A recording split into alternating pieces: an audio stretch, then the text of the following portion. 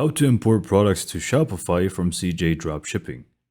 Hello everyone and welcome back to my YouTube channel. In this video I will show you step by step how to do so. It is going to be very simple and you need only two things: a Shopify store and a CJ Dropshipping account. So for Shopify you obviously just want to go to shopify.com, and for CJ Dropshipping you simply just want to go to cjdropshipping.com. Create your account there and we should be ready to start the process. So from dropshipping or CJ Dropshipping, we simply just want to go ahead and go to the left panel here.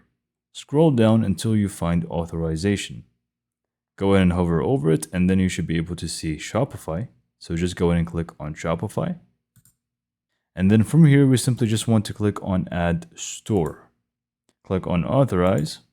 And then it's just going to take you to your Shopify store where you need to basically install CJ Dropshipping, the application. So just go ahead and click on Install. Click on Install one more time. But before that, actually, I forgot to mention, be sure that it is your store that you have checked here. So it's not going to be installed to a different store. Click on Install now. So after you have clicked on Install, you simply just want to click on Authorize. Click on Confirm. After that, it's going to obviously say authorization success, as you can see, and we're good to go. So how do we actually import the products now? Simply from CJ Dropshipping, just go ahead and select any product that you want to list on your Shopify store. Go ahead and open it up and click on List, which you should be able to see at the bottom. If you don't, just go and scroll down a little bit, you should be able to see it. And then here it's just going to give you the option to obviously adjust this to your liking. So you would want to add the product type, the vendor. So my store is going to be the default, which is the name of the store that you have on Shopify. Here you obviously can select the store that you have if you have multiple. And then the title of the actual product, the collections if you want to add to any, and tags if you want. Next up, you can just go to the variant pricing, change the pricing as you like.